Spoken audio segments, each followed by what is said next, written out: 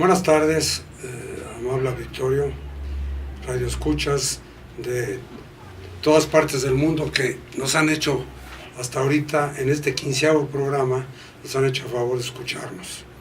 Hoy seguimos una vez más en la cabina del Observador de Querétaro, donde las cosas como son. Como cada programa nos permiten ustedes mostrar el libro, la respuesta del ingeniero Pablo Hauser, el cual estamos narrando ya, como dije, es el 15º programa que llevamos ya. En el capítulo anterior, que fue el 12º, hablamos de pues lo que es la presencia, digamos, la manifestación del espíritu, del alma, la relación con la materia, cuando el espíritu abandona el cuerpo, todo lo explicamos ya científicamente, el karma que se requiere para que se manifiesten, los espíritus se hagan presentes. Todo esto fue explicado científicamente. Ahora vamos a seguir con la costumbre también del autor de, antes de iniciar un capítulo,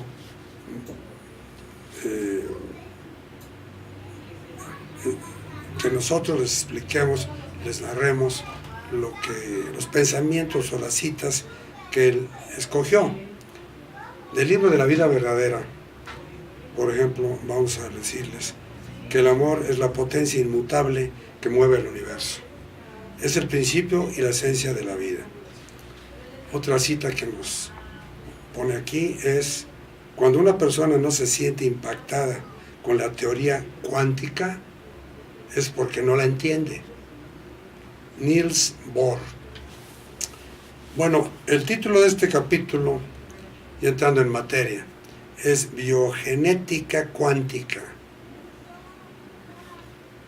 En el programa anterior, en el capítulo anterior y programa anterior, se habló de que se despiden Mirza y Rachel de Eric, que es el personaje de esta historia. Y ahora se vuelven a encontrar después de 2 semanas desde el viaje a Mérida, que fue Mérida, Yucatán, México, donde se encontraron y tuvieron la última plática. Entonces, desde ese viaje en Mérida, Mirza se comunica nuevamente con Eric y acordaron que la siguiente cita fuera concertada para llevarse a cabo en la ciudad universitaria, al sur de la Ciudad de México, el DF, como se ha conocido anteriormente, frente a la sala de conciertos de Nezahualcóyotl. Allí buscarían un lugar adecuado para conversar. Eric sugirió el lugar porque, además de tranquilo, en cierta forma lo hacía sentirse en casa. Mirza ofreció llevar el desayuno nuevamente. La vez anterior fue fuera del Museo de Antropología, también en la Ciudad de México, y recuerden que es cuando también llevó un desayuno, el estilo de ellos, y el cual le encantó a Eric. Pues aquí lo vamos a ver. Eric llegó temprano a las 7:30 de la mañana, estaba ya en el estacionamiento, pensando que los iba a esperar, pero ya estaba ahí la inconfundible camioneta de Mirza, aunque no se les veía. Caminó tranquilamente y comenzó a rodear la sala para encontrarlos. Cuando escuchó la familiar transmisión telepática de Mirza que le decía: búscanos hacia los campos deportivos. Se encaminó en esa dirección y pronto descubrió dónde lo esperaban. La escena ya resultaba familiar. Rachel llevaba un carro para equipaje como el de los pilotos de los aviones, ¿no? Y en él estaba la caja del almuerzo. Cuando Eric llegó con ellos, se saludaron afablemente y después Mirza se acercó a él, lo tomó por los hombros y mirándole profundamente a los ojos le dijo: Eric, quiero felicitarte por la forma en que has podido llevar hasta ahora nuestra relación. Bunny, que es la chica que le habían presentado la vez anterior, en el capítulo anterior, que tenía la misma misión que ellos pero en otro planeta, es Bunny, y le dice aquí, te envía saludos y dice que desea encontrar en su misión a alguien como tú. Rachel también está muy satisfecho. ¿No es verdad? Y Rachel asintió. Qué bueno que ya estás aquí, dijo Rachel. Hoy deseo platicarte un poco más sobre la parte material de la humanidad y de los habitantes de tu planeta, incluyendo animales y plantas. Los tres caminaron despacio para buscar un lugar donde acomodarse y Rachel continuó. Ya habíamos comentado que todos los animales y plantas tienen pregrabaciones genéticas que determinarán las características físicas de cada individuo. Esto ya lo saben ustedes. Le hablaba a Eric como a ustedes los humanos, ¿no? Habitantes de este planeta Tierra. Dice, pero la pregunta sería, ¿cómo se hace? ¿Quién lo hace? La acción genética se ejerce a través de fenómenos bioquímicos y biofísicos. Estos son las acciones y reacciones, la causa y el efecto. La célula viva se desarrolla y se reproduce por medio de un patrón, pero desde el principio lleva toda la información que se requiere para la morfogénesis. Hemos dicho también que nos permitan ciertas palabras o frases explicar su significado, porque este programa nos están haciendo favor de escucharlo en otros países. Entonces, morfogénesis es la parte de la geomorfología que estudia el origen y la evolución de la forma del relieve, estructura de un organismo o de una parte de él en los procesos regenerativos. Entonces, dice, la transformación celular es muy compleja y todo sucede en ese microuniverso, desde la preparación para iniciar la forma del desarrollo de un embrión hasta el desarrollo completo del ser vivo. Piensa en el tamaño de una célula e imagina que eres lo suficientemente pequeño. Fíjate, imagina que eres lo suficientemente pequeño como para que la célula tuviera 100 kilómetros de diámetro. O sea, enorme, ¿no? Pero imaginar eso. En ese espacio hay lugar para una gran ciudad como esta, la capital de tu país. Pues sí, ¿verdad? 100 kilómetros de diámetro. La capital de tu país. Y mucho más, es decir, para una enorme cantidad de fábricas, talleres, laboratorios y amplios edificios donde cientos de ingenieros pueden elaborar planos, además de los lugares donde se produzcan los materiales y las partes necesarias para un gran proyecto que será la fabricación de una planta, un animal o un ser humano. Aquí le está dando un ejemplo para usar la imaginación también nosotros, ¿no? Pues, ¿qué quiere decir? Que es una pequeñísima parte que le pide que se imagine que es. Dice, las maravillosas combinaciones de estructuras proteínicas y los ácidos, que serán las herramientas y los componentes que deberán ser capaces de reproducirse. El control morfológico, aquí aclaro, morfológico es el adjetivo que se utiliza para hacer referencia a elementos, fenómenos o situaciones que tengan que ver con la morfología. La morfología, a su vez, es la parte de la biología que trata la forma de los seres vivos de su evolución. Bueno, entonces aquí le dice,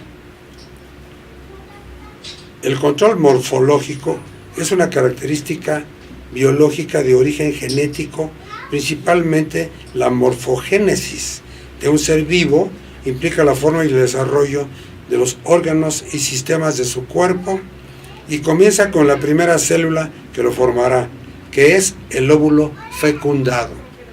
¿Sí? Como para el ser humano, un óvulo que llega a la matriz, pues genera el inicio de una nueva vida. Pues en este caso, en los vegetales y también en los animales es lo mismo. Se generarán en su oportunidad más de 350 tipos de células con diferentes estructuras. Muchas de ellas están programadas para aparecer en un futuro durante el desarrollo o crecimiento. pero ya vienen en el programa genético original, en el cual se definen sus funciones y destino en el nuevo cuerpo. Los procesos de interpretación de las órdenes genéticas a cargo del ADN pasan al ARN, definiendo el curso de la morfogénesis.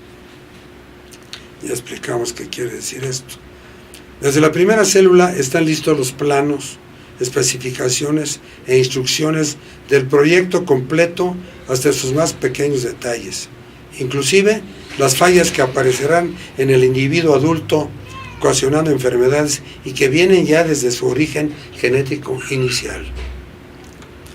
Las proteínas reestructuradas por el ARN integrarán otra unidad celular completa. Igualmente, con la integración de informes y elementos para operar en forma independiente y automática, en combinación con la primera célula que les dio origen, y así sucesivamente, cada una generará otras células sin cesar, proporcionando a todas copia de la información del proyecto completo, y la proliferación será de orden geométrico. Se formará un eje primigenio en el embrión y de ahí en adelante, por medio de subejes complementarios, proseguirá el desarrollo del ser en formación. Las células se reproducirán bajo un patrón predeterminado, pasando siempre a sus descendientes toda la información completa que les indica qué células las originaron, cuál es su función y lo que tienen que hacer, a su vez, dentro de aquel concierto que se extiende armónicamente. Aquí en el planeta Tierra ya se habla mucho del ADN, ¿sí?, que es la genética realmente de cada ser, pero se ha manejado a nivel de ser humano. Aquí ya estamos escuchando, estamos leyendo y transmitiéndoles también de animales y de plantas, por decirlo sencillamente. Y sigue la explicación de Rachel a Eric, en que le dice: se trazarán nuevos ejes, subejes y ramificaciones que localizarán y generarán órganos y partes con diferentes tejidos orgánicos y funciones. Por medio del ADN y el ARN, los ribosomas celulares fabricarán las proteínas en sus infinitas combinaciones de estructuras. Todo lo anterior, tus hermanos científicos lo tienen ya identificado y determinado. Ya saben cómo sucede, pero solo pueden llegar a ver lo que está pasando porque no tienen los elementos para saber cómo se programó, ni dónde, ni cuándo, ni por qué del perfecto y ordenado funcionamiento. No saben la esencia. A los ácidos nucleicos, por ejemplo, ¿qué les hace aparecer en el momento adecuado? ¿Qué les hace aparecer en el momento adecuado? ¿Y cómo se grabó la programación que obedecen para generar estructuras proteínicas en el preciso momento en que se requieren? El cuerpo de un ser vivo es como un universo de células. La vida de cada una integrada con las demás da origen y conforma un tipo de vida superior que puede cumplir funciones más completas. En el caso de las plantas, por ejemplo, de un árbol, llevan en los genes hasta el color y el tamaño de los frutos que producirán. Tienen sistemas y mecanismos biológicos capaces de hacer contacto con otras plantas e intercambiar información sobre agentes externos que afecten su propia existencia. Pueden incluso intercambiar conocimientos adquiridos y pueden reaccionar hacia el medio ambiente manifestando su satisfacción o afectación por efectos energéticos que reciban. En las plantas, además de la morfología de origen genético, se tendrán las mutaciones causadas por influencias externas para su adaptación al medio. En los animales es más notorio este cambio que para la adaptación al medio ambiente se requiere. Todo esto se tiene en cuenta antes de la formación del embrión. En la célula original está el espacio y las facilidades para preverlo todo. Antes de comenzar la fabricación del nuevo ser, la información necesaria pasará de célula a célula y las instrucciones se seguirán al pie de la letra. El lenguaje que se utiliza es con base en acciones y reacciones biofísicas y bioquímicas, y los elementos participantes son las proteínas y los ácidos nucleicos. Esto se escucha muy tajante, muy hasta rígido, ¿no? Pero más bien yo quisiera manifestar que es con disciplina, con orden. Más adelante vamos a entender por qué. ¿Por qué y el por qué? Los hombres de ciencia de tu humanidad aún no tienen respuesta para saber el mecanismo molecular de la morfogénesis, cómo se lleva a cabo el intercambio de información celular, cómo se establecen los patrones de desarrollo del embrión y cómo se definen los diferentes comportamientos celulares para la formación de los tejidos y los órganos, ni tampoco cómo se establecen las intercomunicaciones neuronales y específicamente cuál es la relación que hay entre el desarrollo orgánico, material y la evolución. Es cierto que poco a poco van profundizando en sus conocimientos, pero no podrán rebasar ciertos límites sin conocer, primero, el origen y conformación de la física subatómica y aprender a identificar nuevas energías y medios de interacción que participan activamente en la compleja red de cambios y transformaciones que operan durante el desarrollo de un ser vivo, o sea, de la creación. Imagina lo complejo que es la formación de redes de conductores nerviosos a través de los músculos. Solamente imagínatelo.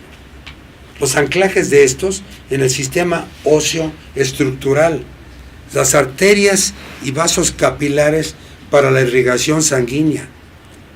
Son tan complejos como los propios órganos que tienen diferentes tejidos orgánicos. Igualmente, todo el sistema endocrino, todo el sistema nervioso, comenzando por el cerebro, el sistema central y el periférico, músculos y órganos, son una inmensa variedad de tejidos, también las glándulas y la sangre, y además la automatización y funcionamiento autónomo de cada sistema. Quiere decir, cada cuerpo en movimiento, sea humano, sea un animal o sea una planta. El funcionamiento autónomo de cada sistema. Acuérdense, les recuerdo que hemos hablado que en el ser humano es tan autónomo que se nos ha dado el libre albedrío. ¿Sí?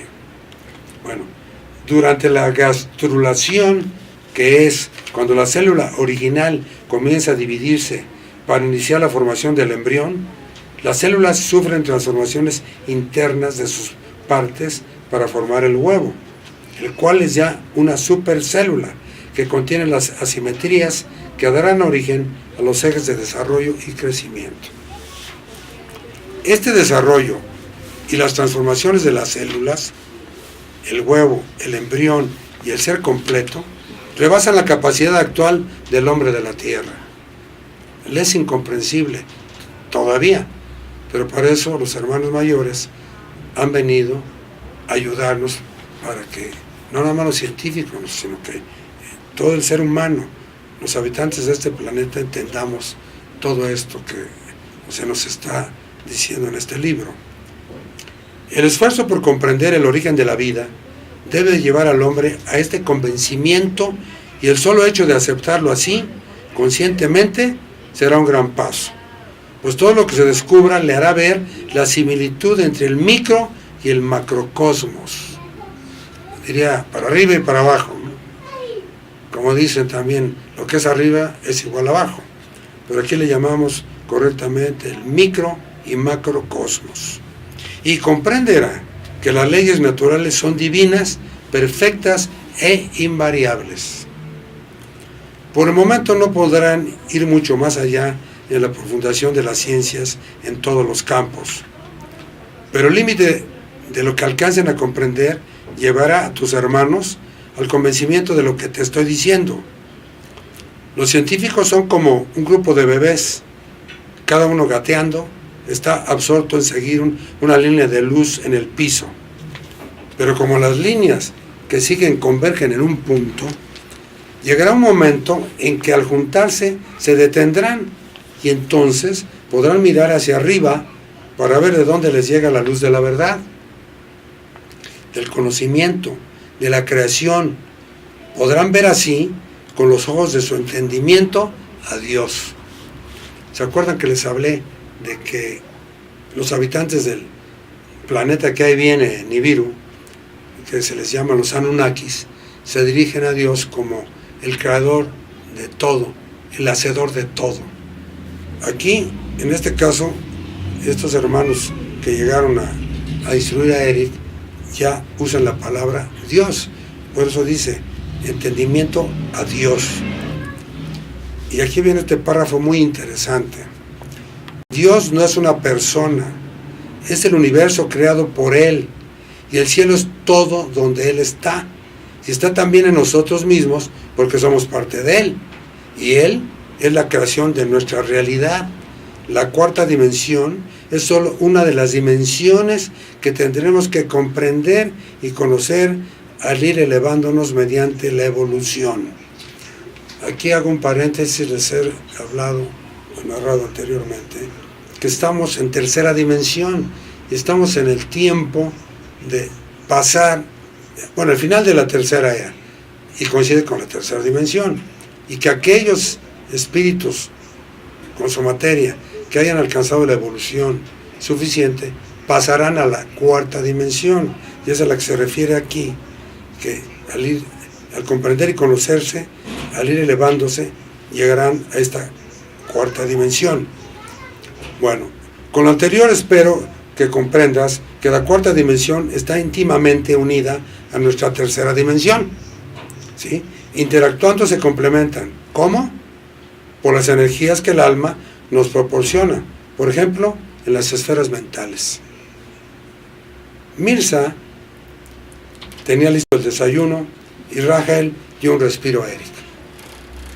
Espero que te guste, Eric. Mira, le dijo Mirza al tiempo que le ofrecía el plato especial con divisiones y con un vaso acoplado conteniendo un líquido.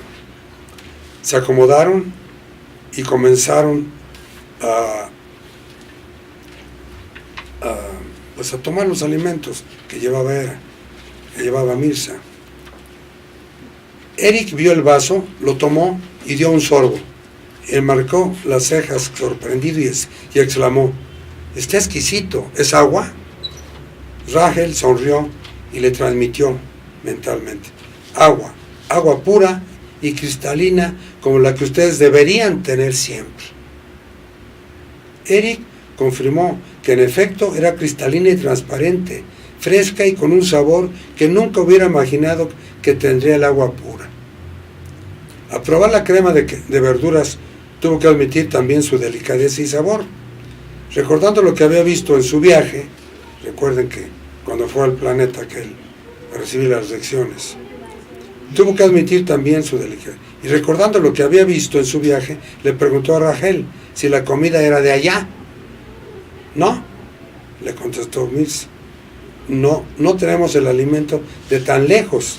Este fue preparado en la nave base que está en órbita alrededor de la Tierra. Hemos hablado de las naves nodrizas, ¿no? Entonces se debe referir a una de ellas. Está en órbita alrededor de la Tierra, con vegetales de aquí, así del planeta Tierra. También el resto de los alimentos se prepara con frutas de aquí mismo. Como diciendo, no tengas desconfianza, es de lo que ustedes producen aquí. Eric probó rápidamente del otro color, el cambio de sabor era total, con un sorbo de agua se eliminaba uno y al probar el otro también se degustaba al 100%. ¡Qué exquisito y suave!, exclamó. Luego que terminaron de comer, Mirza tomó una varita y trazando una figura imaginaria le indicó a Eric la posición que tienen las esferas mentales para cubrir en su totalidad el cerebro físico. Aquí le vamos a pedir a Cabina nos haga favor de un intermedio, si son tan amables, y volvemos enseguida. Gracias.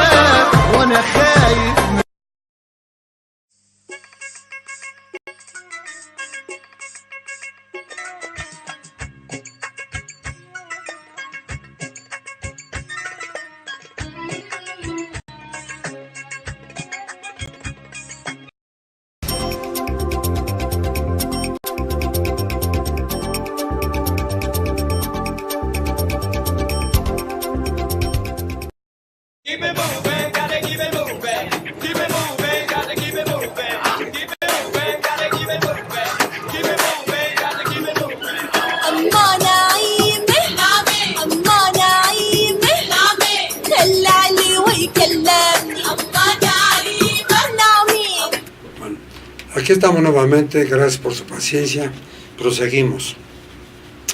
Le dice Mirza a Eric: como te explicó Rachel, las esferas mentales son elementos de cuarta dimensión. Su función es controlar la actividad neuronal para obtener la interacción requerida. Mira, la energía de operación del alma en el cuerpo humano se recibe de tres fuentes diferentes, que son energía cósmica, que es la presencia misma del Creador, es el amor de Dios. La energía solar, que tiene implícita la luz, la energía térmica y todas las vibraciones de otras que se identifican como rayos infrarrojos, ultravioleta, gamma, X, etc. y que están fuera del rango de la luz. Tercera, la energía serpentina, identificando aquí la energía que se recibe del propio planeta, como una reacción a las que el propio cuerpo celeste recibe del cosmos y del Sol.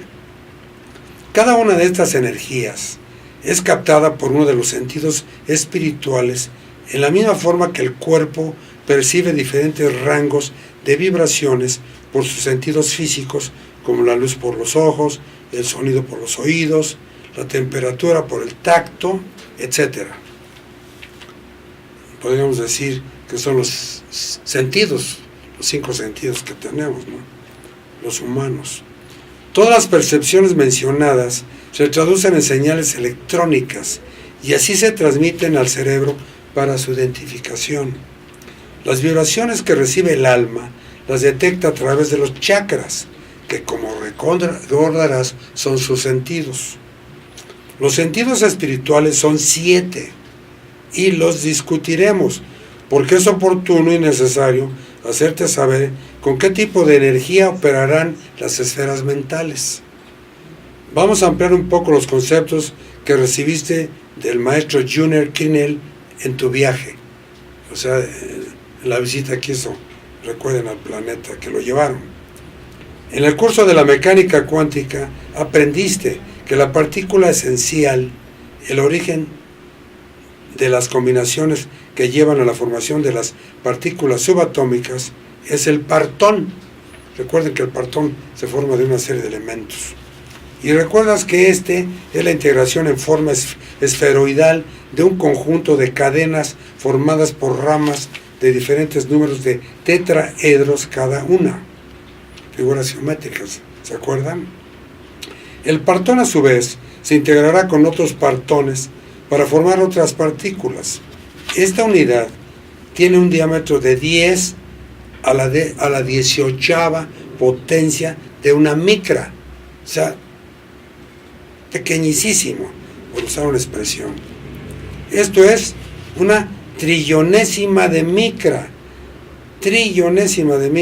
de tal manera que si quisiéramos hacer un partón visible del tamaño de 1 milímetro, para poderlo ver, ¿no?, el milímetro crecería en proporción y su tamaño sería la distancia que recorrería un rayo de luz en 105.7 años.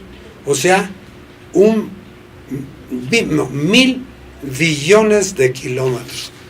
Algo incomprensible, francamente, solo con aparatos, ¿verdad? El diámetro de la Vía Láctea, que es donde está nuestro sistema solar, es de aproximadamente 100.000 años luz. Por lo tanto, estaríamos hablando de una milésima del diámetro de nuestra galaxia. O sea, nada, es pequeñísima. Por lo menos para mí es incomprensible, porque la inmensidad del universo a su vez es algo que mejor lo dejamos así. Y prosiguen. El tamaño de un partón comparado en el microcosmos es similar al de la Tierra en el macrocosmos del universo. Aquí le vamos a pedir a Cabina nos haga favor de presentar la ilustración 47. ¿Sí?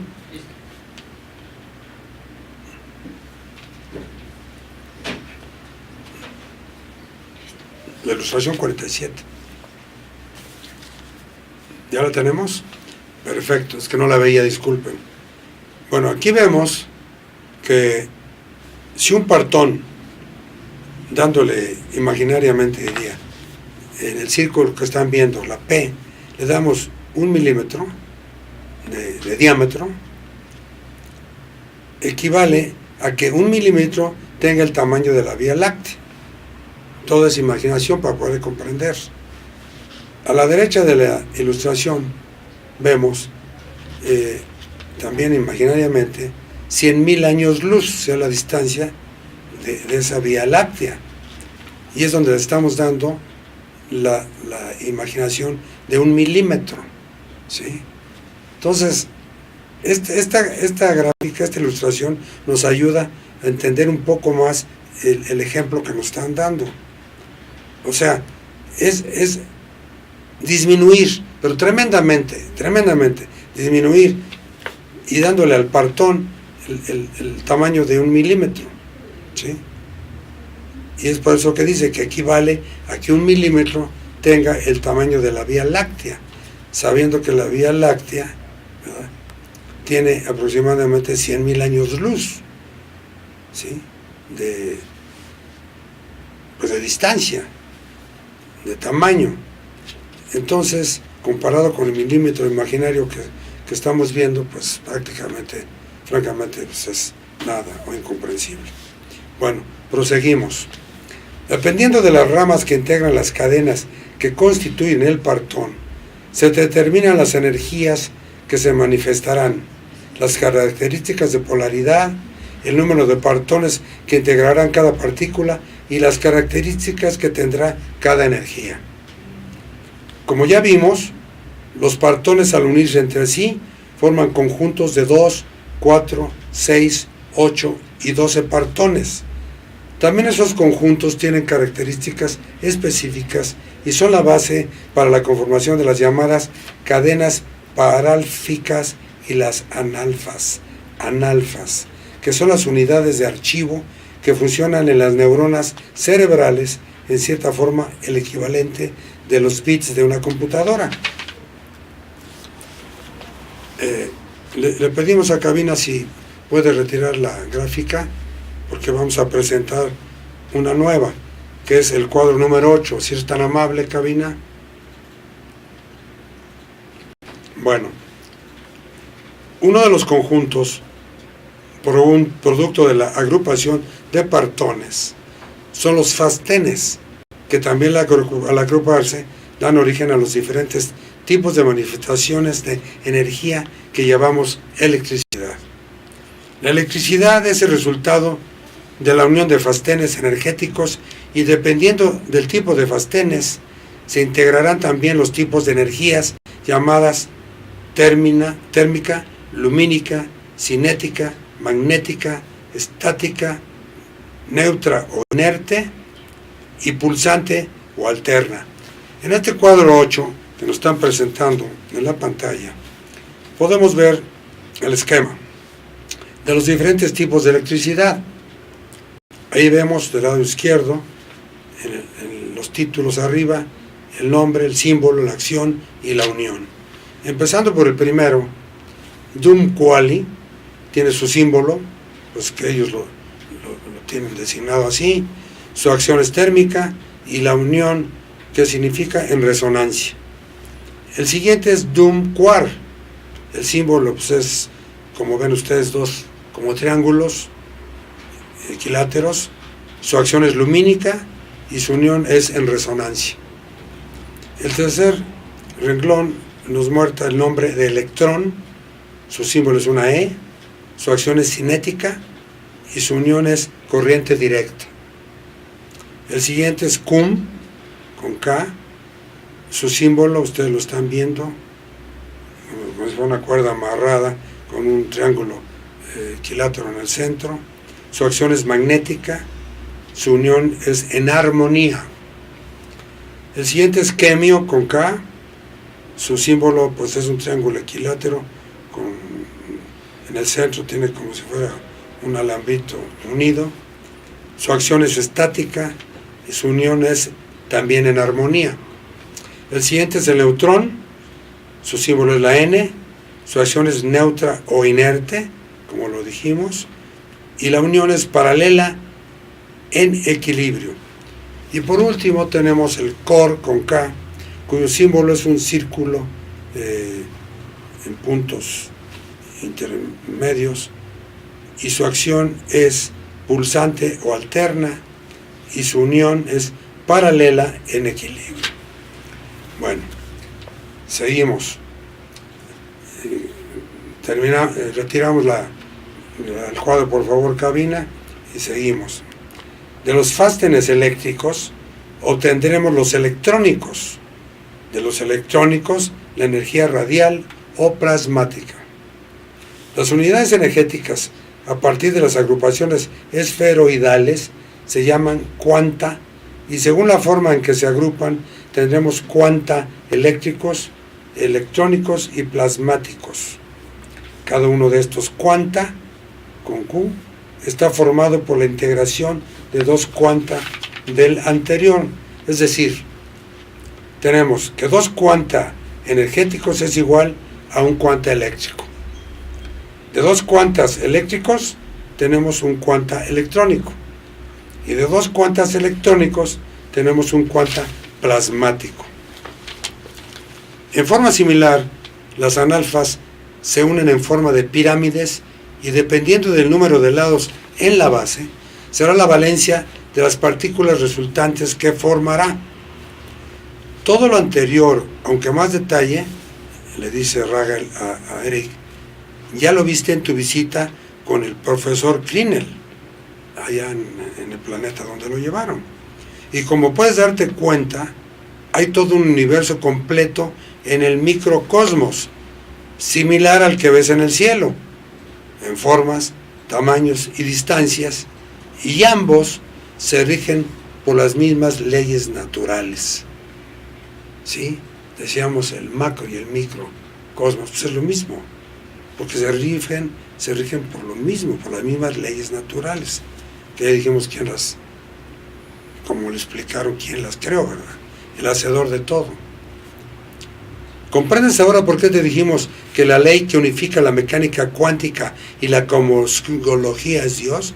Repito, ¿comprendes ahora por qué te dijimos que la ley que unifica la mecánica cuántica y la cosmología es Dios?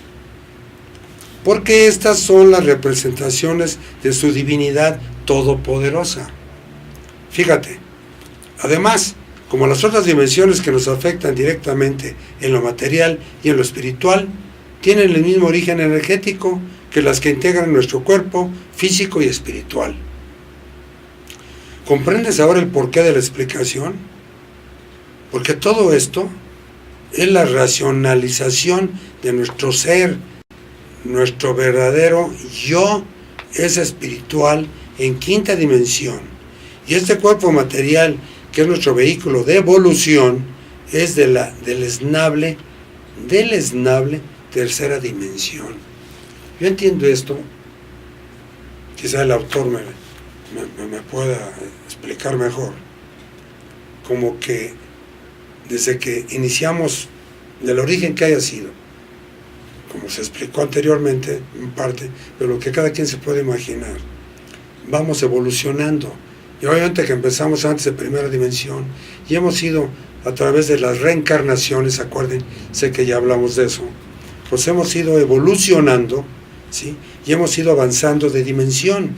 Entonces, por eso ahora que estamos en el final de la tercera dimensión, final de la tercera época, y que hemos dicho que todo aquel espíritu que tenga la vibración, la evolución necesaria, pasará a la cuarta dimensión.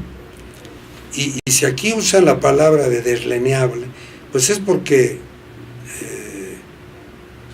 pues yo lo entiendo como que se ha tenido que sufrir, se ha tenido que padecer en X vidas para ir avanzando en la evolución espiritual y llegar a esta cuarta dimensión. Bueno, disculpen por esta intromisión de lo que está escrito aquí. Deslenable tercera dimensión. Mientras Mirza había hecho su exposición, Rahel le mostraba a Eric tablas y cuadros explicativos que hacían nítida la imagen y clara la comprensión en su mente. Ahora Rahel tomó nuevamente la palabra. Debes analizar y digerir bien el proceso integral de la formación de la materia, pues es básico, ya que de aquí parten los demás conocimientos. Son los tabiques con los que se construye todo lo que ves, y además son los elementos con los cuales vives, transformas energía y comprendes cómo está hecho nuestro universo de tercera dimensión, que es solo una parte de la energía y la materia que lo integra. Mirza preparó todo para regresar y lo hicieron caminando con calma mientras Eric trataba de ordenar sus dudas de todo lo que había escuchado. No te preocupes, todo se acomodará en tu cerebro y no tendrás dificultades para recordarlo.